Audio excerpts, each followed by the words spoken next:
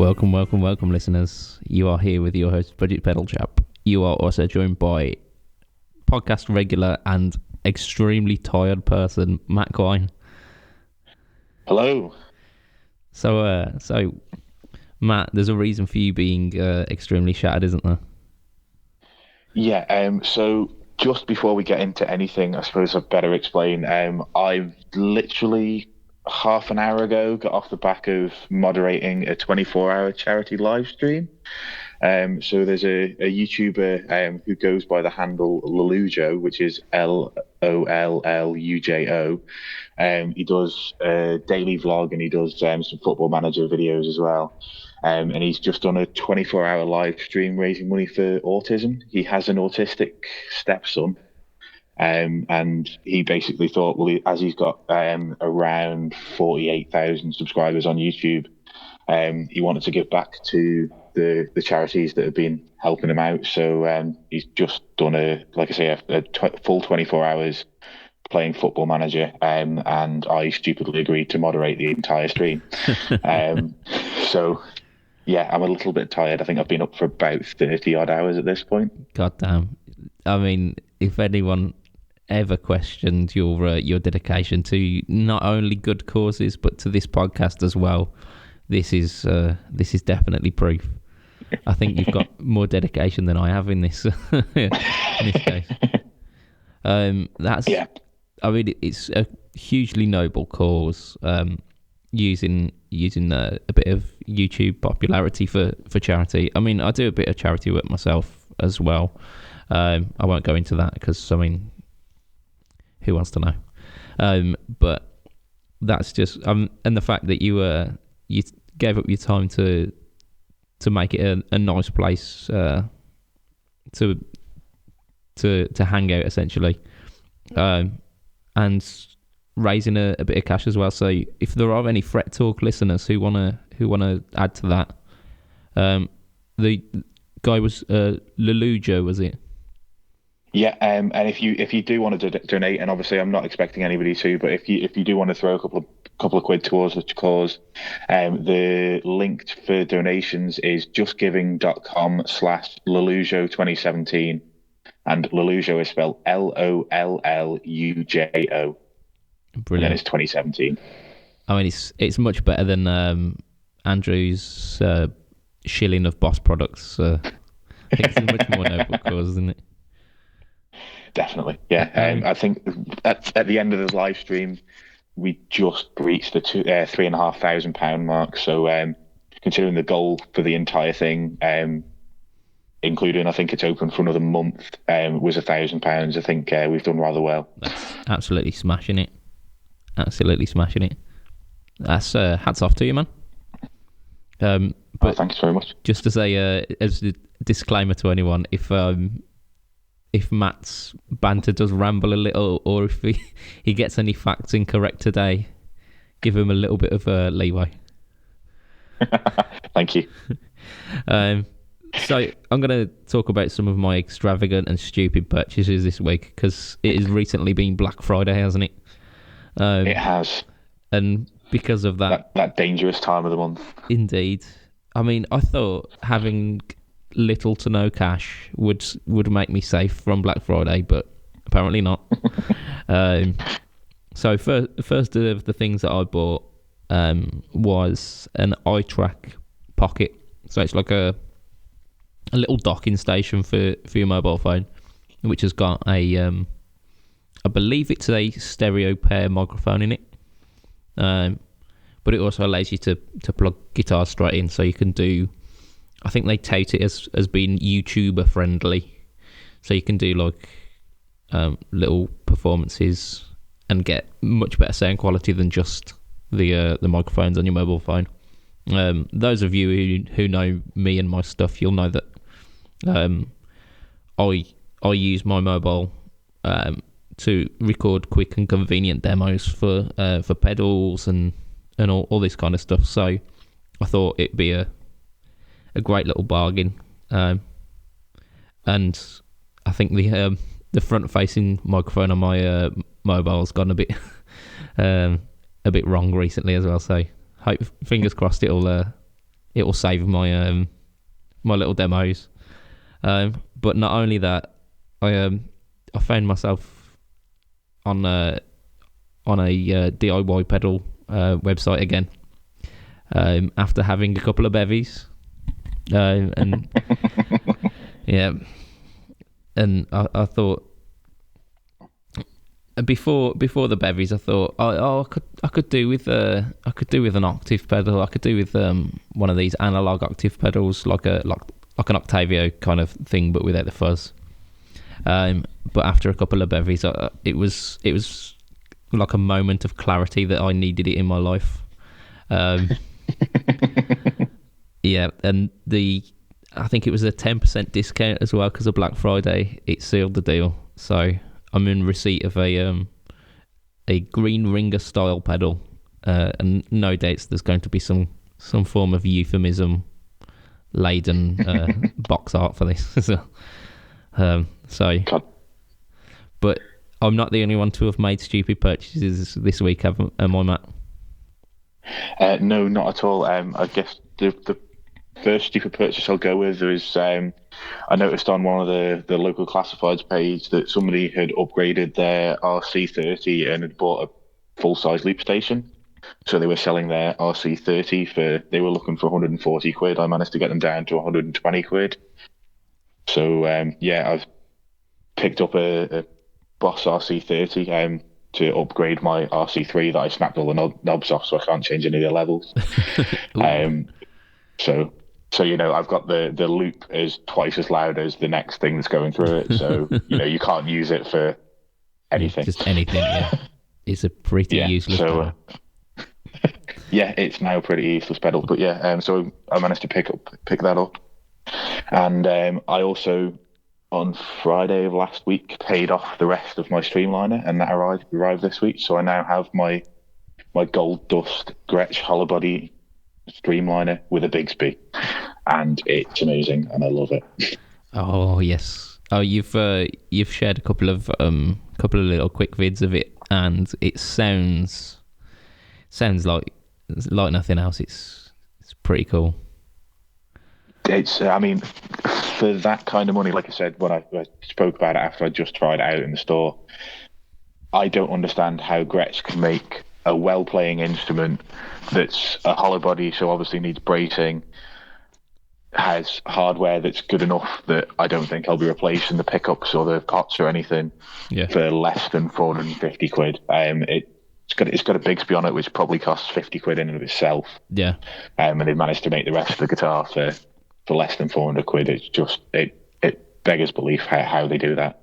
Yeah, it's insane stuff, and it kind of segues into what we're going to be talking about throughout the podcast today, because we're taking a little bit of a sidestep away from news more recently, mainly because there's not a great deal of stuff going on at the moment in guitar land, but there are other places that do loads of news and are probably a little bit more informed than us, and tend not to slate Gibson quite so much.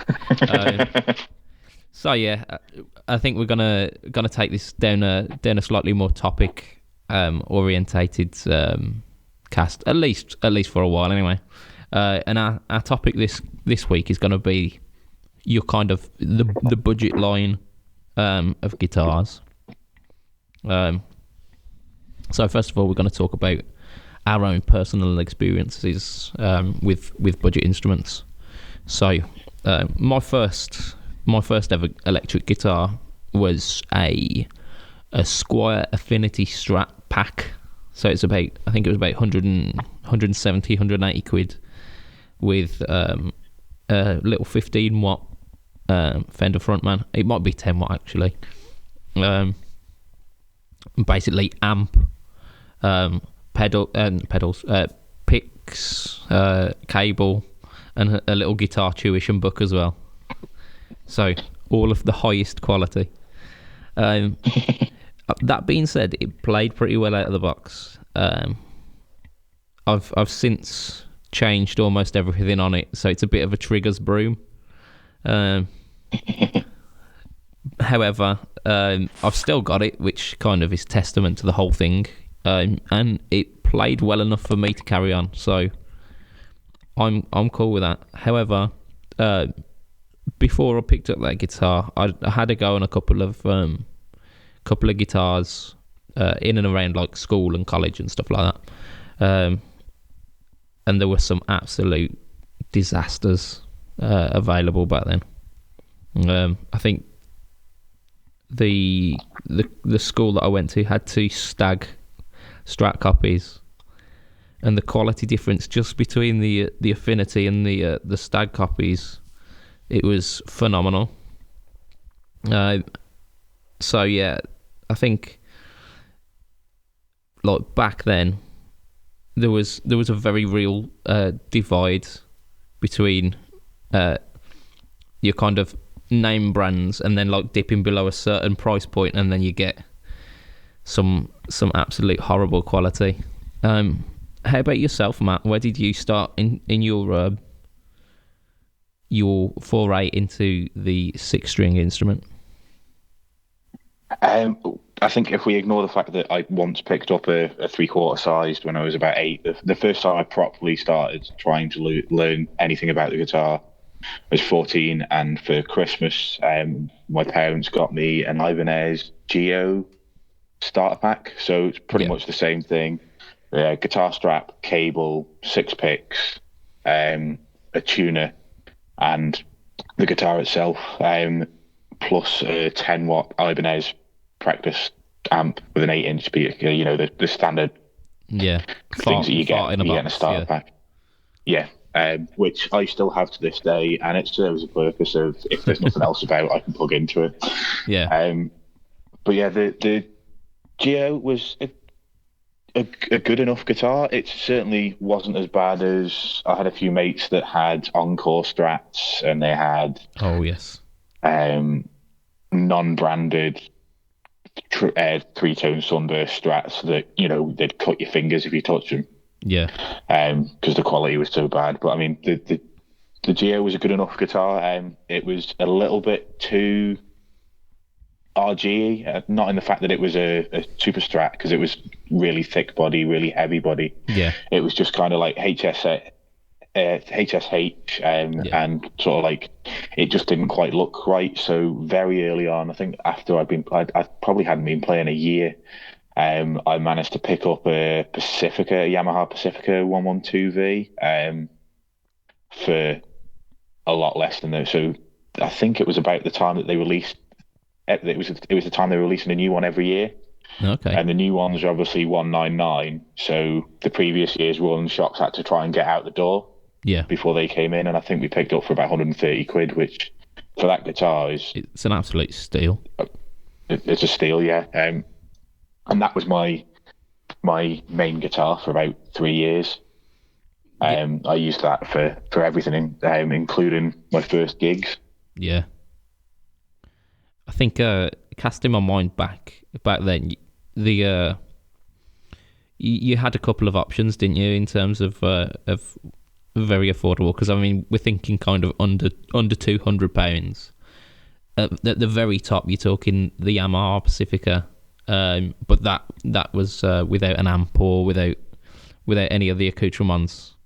So you did get these packs, the Ibanez packs, the Squier Strat packs, and then below that price, you'd be talking the Encore, the Stag. I think even Vintage were doing them back then, and they were a bit dubious quality as well. Yeah, they're not like the vintage guitars of today that are, you know, a lot better quality. Yeah, they've really upped their game, haven't they? Yeah. There's a few of the guys in the group that have got them that are raving over them. Whereas I think I've played a vintage SG that cost less than 150 quid, and it was one of the worst guitars I've ever played. Yeah, it's probably one of those very, very early vintage. But yeah, I mean, the quality was, like you say, the unbranded ones or the Encore ones. The fretwork was terrible on them. You'd have dead frets all over the place. the action on them it wouldn't be conducive for a learner to really get their teeth in. It's just slide guitarist action. Yeah, it'd be brilliant if you wanted to learn like some old Delta blues. But the further you got up, and especially those Pacificas, as you mentioned, the quality of them was really consistent, more than anything. Because I know quite a few people who had the Squier Affinity Strat packs, and certain ones were absolutely blinding quality. But then there were some of them would fall under the same category as having the sharp frets and the so you'd be really lucky if you got a good one. I fortunately did get a really nice plain one. The action was really low. It was set just perfectly, and because of it, I carried on and kept going. I picked it up and played. I was playing within bands within about 6 months of picking up the guitar, and I think I've got the playability of that instrument to thank for that. Because if it was a struggle, I'm not sure how long I would have carried on with that. So early on, we got those Squiers. If you talk a little bit further up the price point, you were talking the Epiphones as well.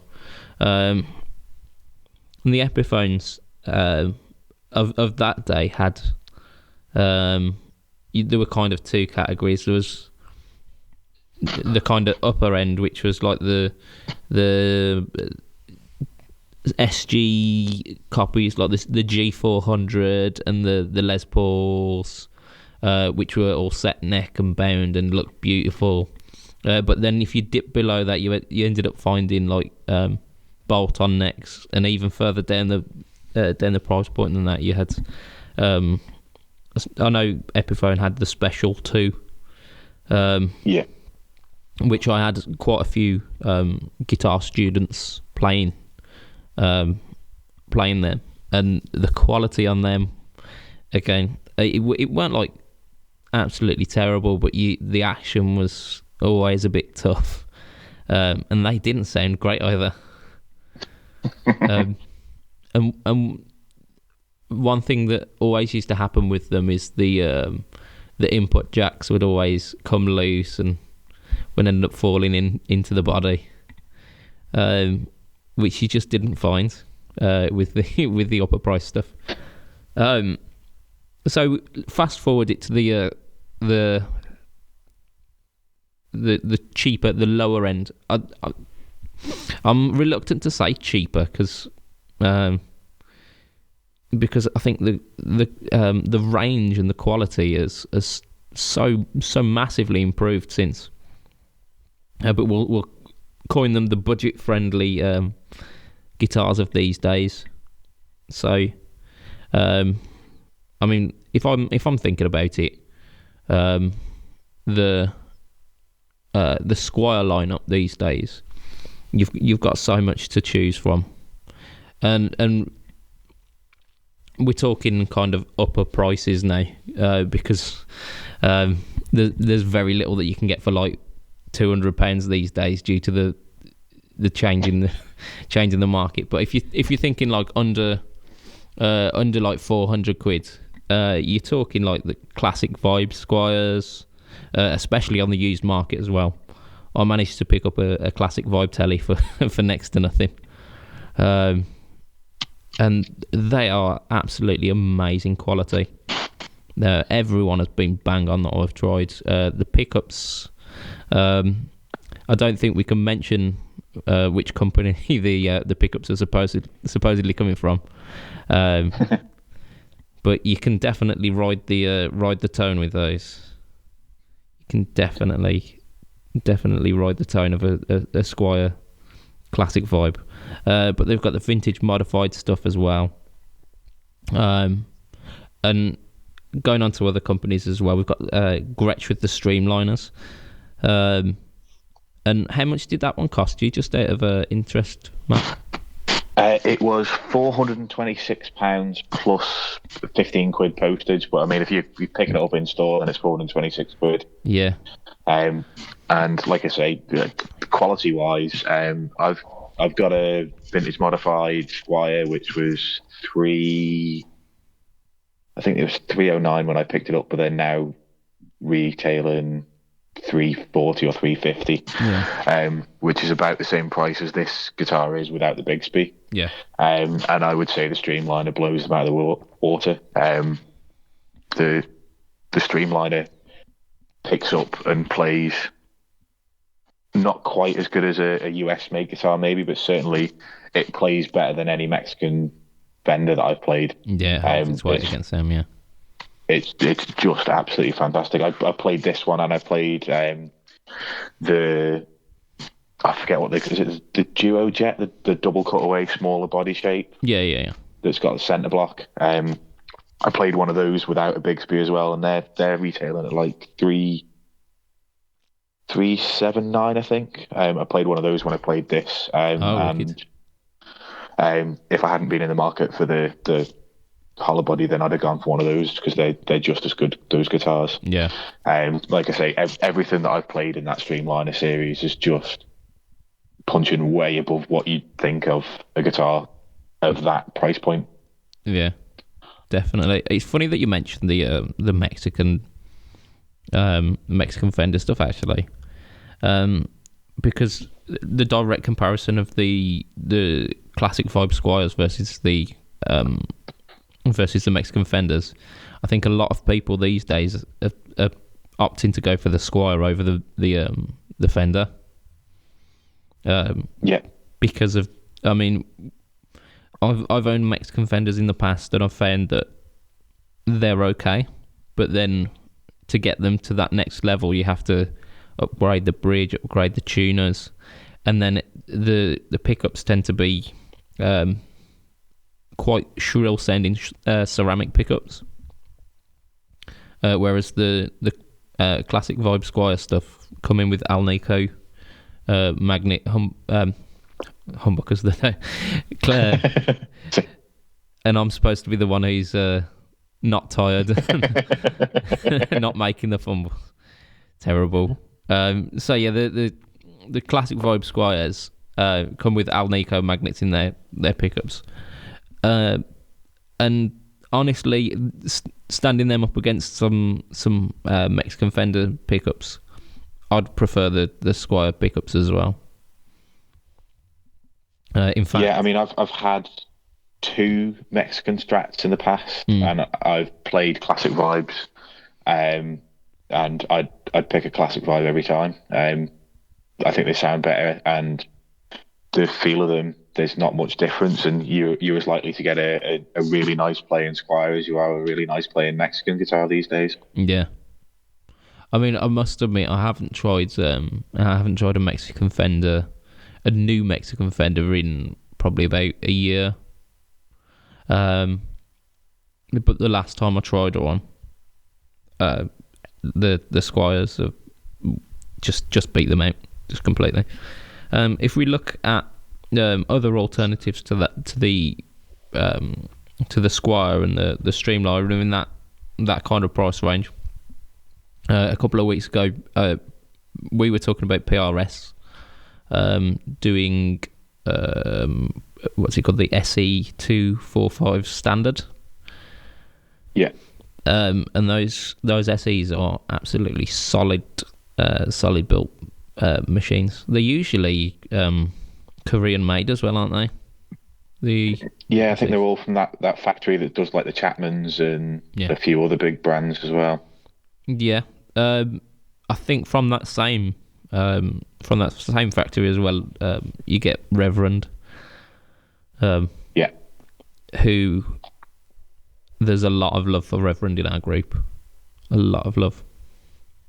I mean, I know they're then pushing you're usually talking like upper end of like 600-700 quid for those. But in terms of quality, I've heard that their stuff is it's second to none. It rivals some really big manufacturers in terms of quality. It's a shame that I haven't had a chance to try one of the reference myself, actually.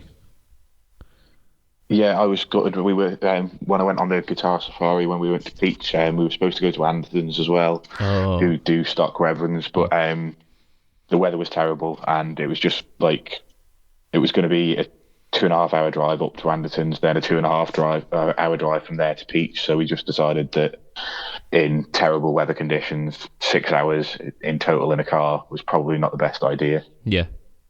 So we just went to Peach instead. So I was a bit good because I wanted to try a couple of the reverends because I've got no chance on earth of playing one over here. I don't know anybody who's got one, let alone the local shop who don't stock anything having one. Yeah. Is there any news of those guys getting the red truck or anything similar coming in?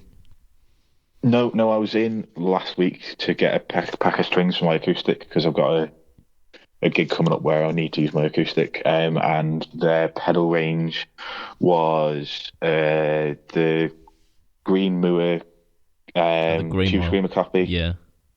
The Blues Crab, a Mod Factory, a Yellow Comp, and one other that I can't remember what it was. But that was it. They had 5 Moor pedals. I mean, they're solid pedals, but they're not new by any stretch, are they? No. They don't go for cutting edge. Yeah. They also had a second-hand Boss ME25. Nice. I think I've got an ME50 sat just gathering dust next to me somewhere.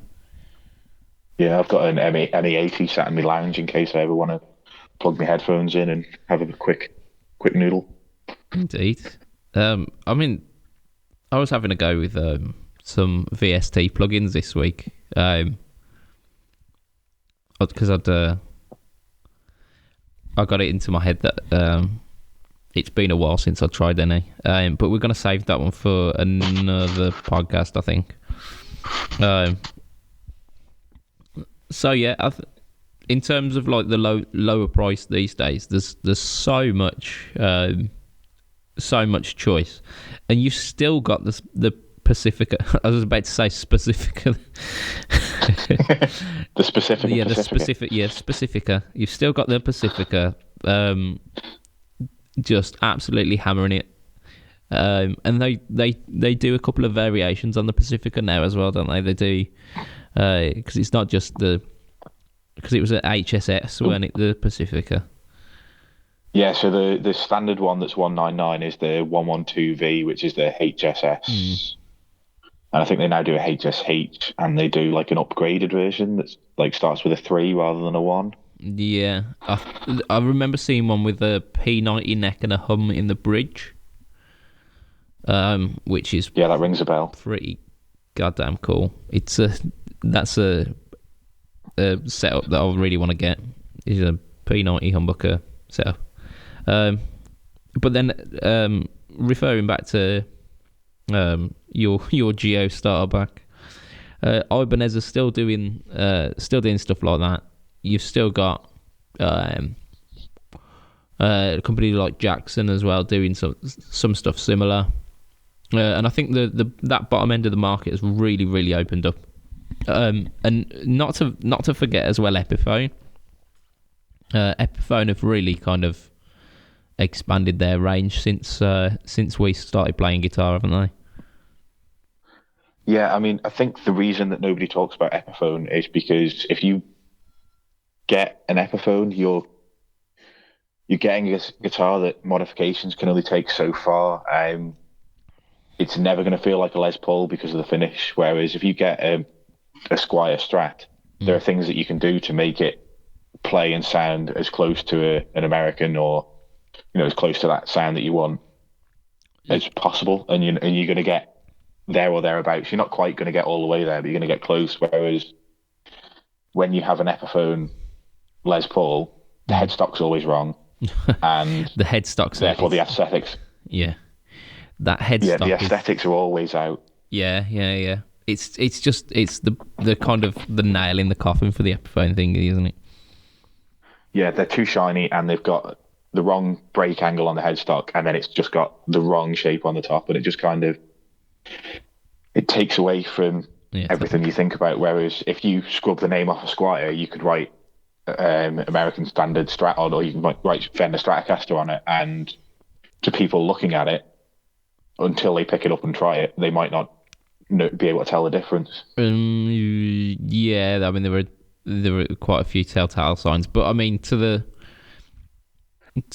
your average everyday like punter, or even like a fair few guitarists might be fooled straight away. Yeah. So yeah, I get that. And recently they've I mean our good friend, the guitar geek, Mr. Andrew Ferris, he's bought an Epiphone SL, which is the single cut. It's like it's almost along the same line of the old Epiphone specials. So it's like a Les Paul, two ceramic single coils. Yeah, it's very cheap. This was a guitar for £99. And to put that in perspective, when we first started playing guitar, which was probably talking between the 10 and 15 years ago mark, the £99 would get you that Encore, which would be nigh on unplayable. Yeah. Andrews said that this guitar it's not terrible. There's definitely things that he'd upgrade, but it's not terrible. And then not so long ago there was a sparkle finish dual humbucker Affinity Strat as well, weren't there? Yeah, I've got one of those. Yeah. And what colour have you got it in, Matt? I've got it in pink, the best colour that they came in, Pink Sparkle. Pink Sparkle. Pink Sparkle is awesome. Those guitars, really odd because they didn't finish the neck. And you'd think if they're not going to finish the neck, then they'd, make sure that they sanded it properly. Yeah. But they didn't. So I know Andrew's got a couple of videos on his channel of him sorting that out. But I mean, I spent a while myself with the finest sandpaper I could find, just taking away all those little bits that got stuck in your hand the first time you played it. Yeah. But I really like the unfinished neck. So if they'd done it right, it would have been fantastic. But they didn't quite get all the way there. Yeah. But to have a HSS, sorry, a HH Strat. HH Strat is totally different. I mean, I ripped the pickups out because I wasn't a big fan of them, but I know people that have got them that have left the pickups in, and they're perfectly good. They're just not quite there if you want a gig. So they came in at 177, I think, when they first released, and then they went up to about I think they're 209 now because of Brexit and the ass falling out of the pound. But I mean, I'm sure I've seen them for less than that, though. I'm sure I saw one for less than 150. They might have gone down in sales and stuff. Yeah. I mean, I'm talking about. I know they went up as soon as they kind of got released, so they're probably back down again because that's over a year ago now. Yeah. But yeah, I mean, like I said, I personally did a couple of modifications to it, so I just put brand new pickups in it, and did I do anything else to it? I think it was just put a scratch plate on it, but that's because I don't think a plain white scratch plate on a sparkly pink guitar works very well. So I put a black pearloid scratch plate on it. Nice. But yeah, I threw some iron gears in there, so for an extra 60 quid it was in total. Yeah. So I mean, you're still looking at under 300 quid for a guitar that now, once it's had a decent setup, plays fairly nice and sounds really good. Yeah, something you wouldn't mind taking out to a gig and using for a night. Yeah, not at all. It's one of those things that if you're playing somewhere you're going to get knocked about, you don't mind taking that guitar, because if it gets knocked, it's not the end of the world. It's not your pride and joy. Yeah, and I think that's the main takeaway from from this topic is that the cheaper guitars from back then were not robust enough to withstand gigging. You need to step up to that next £300-400 mark, where you'd be getting the, like I say, the Epiphone standards, or the or maybe even like a lower end Mexican Fender or whatnot. And the cheaper guitars of today seem like they actually would withstand a little bit more, and it seems like the quality and the choice has just completely blown it out of the water. And just like there's just so much choice. It's so good for someone starting these days to be able to get an affordable and usable instrument. It's just amazing. Yeah, I mean, I think it's generally because once one company brings something out at that price point, everyone else has got to either match it or watch them lose that entire area of the market. Yeah. So the fact that, the internet is out there and everybody can say, oh, this is an absolutely fantastic guitar and it's only 180 quid. Yeah. Other companies have to react to that, whereas maybe 15 years ago when we were starting out, the internet wasn't quite the place that it is now, and you didn't have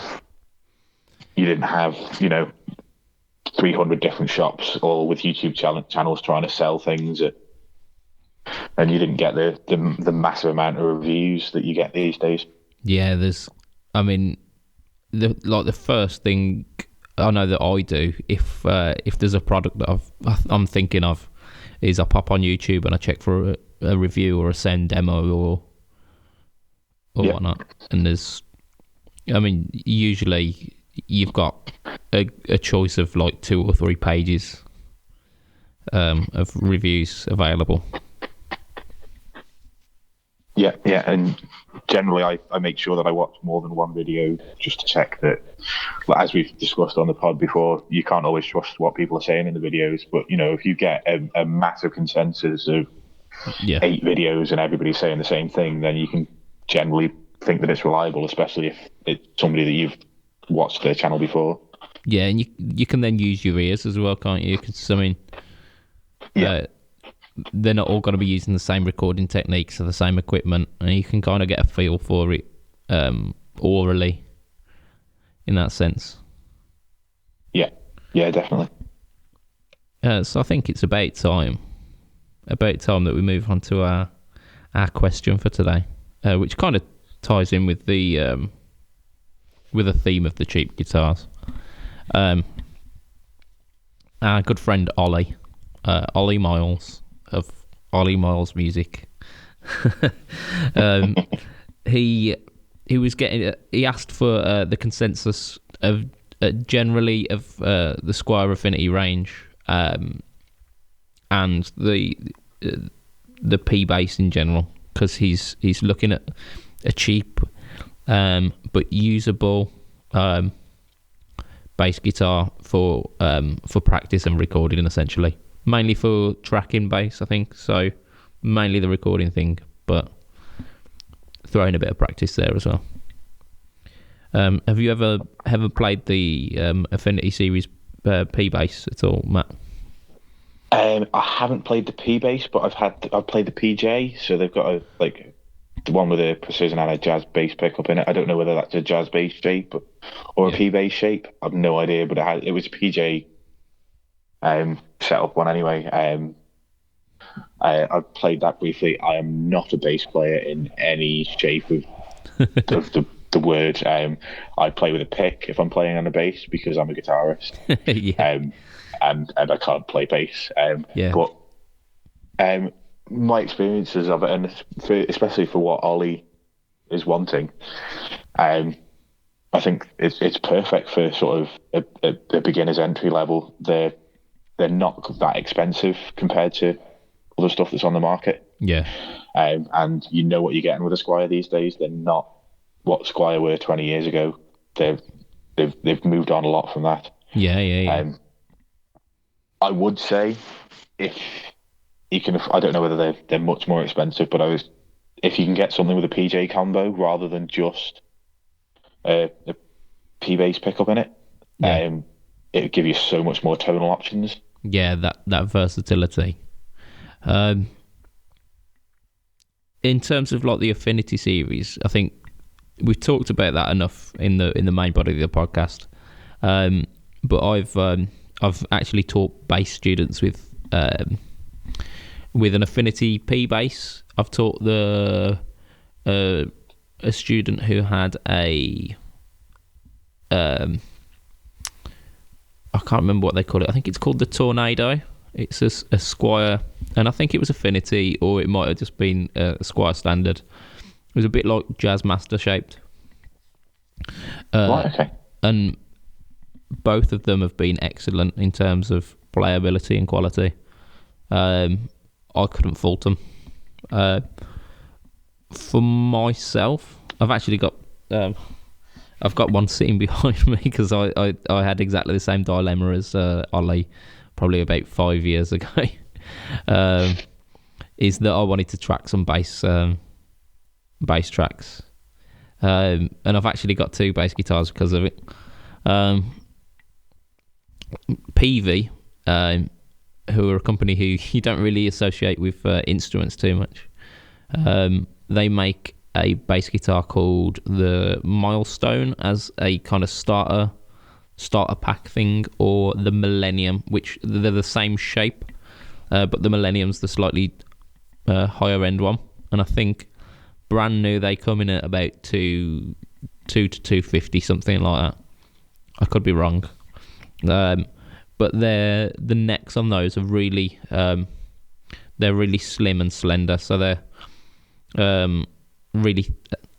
they're thin and not wide, as you usually find with bass guitars, which I found really lends itself to guitarists who are trying to fudge it as a bass player, because we're used to the short string spacing. And with any bass guitar, there'll be that little learning curve. Whereas the PV stuff, it's slightly less of a learning curve.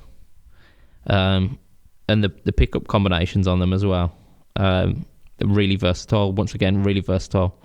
The one I've got's actually got an active bass, so like a 2-active humbucker kind of thing, with a 3-band EQ.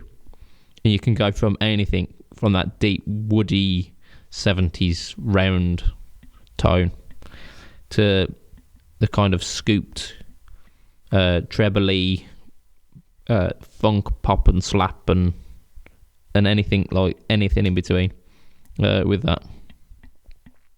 So, I mean, that would be my recommendations. But I also bought an Ibanez Soundgear bass, because why not? I love Ibanez stuff. So I bought an Ibanez Soundgear bass, which again has a really similar kind of thing, and I think I picked that up for probably 200 notes, and once again that's a 3-band active EQ. This has got 2 like massive big fat humbuckers in it, and again it's so versatile that you're not going wrong with that. But yeah, in terms of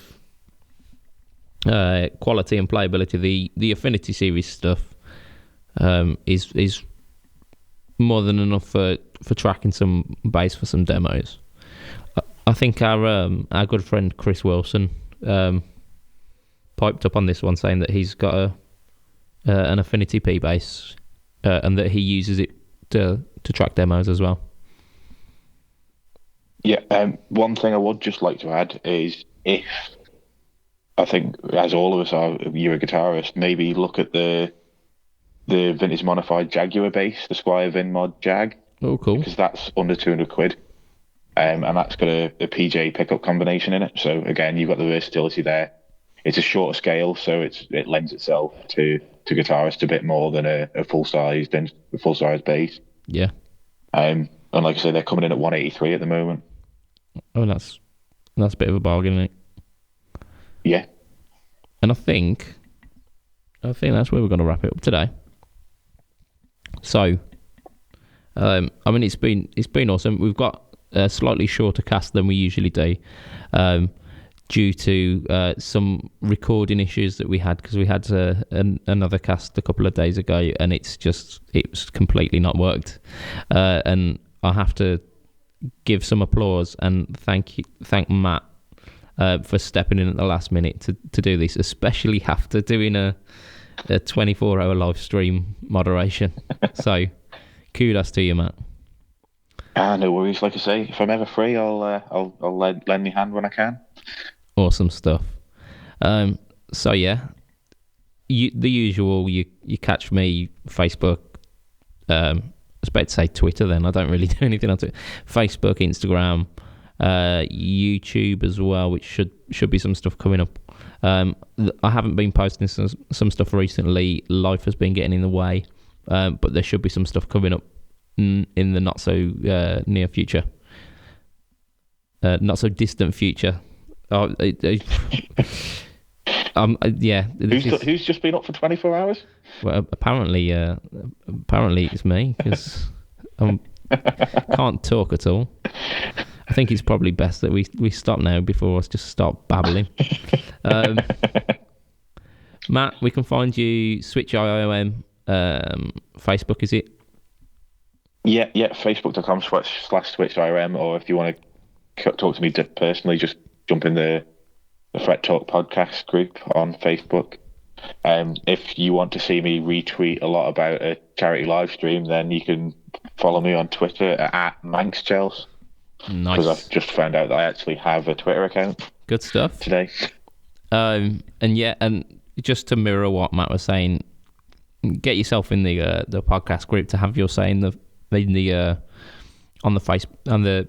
Fret Talk podcast. Sorry. Your topics and your news stories are just always welcome, and we'll try and get to as many as possible. And don't forget iTunes, Stitcher, Acast, whichever one you're using. Try and review all that lovely stuff to get us going up the ratings. Because your support makes this thing happen. So let's see some of it, and let's see if we can get this community bigger. So it's going to be from myself, the Budget Pedal chap, the one and only, from Matt Quine, the absolute legend of a man. It's going to be a good night for me. Good night for me. Adios. Goodbye. Goodbye, everybody.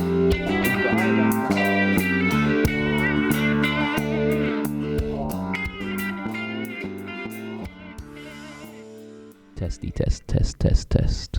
Oh, yeah. You said testy. Yeah, I did.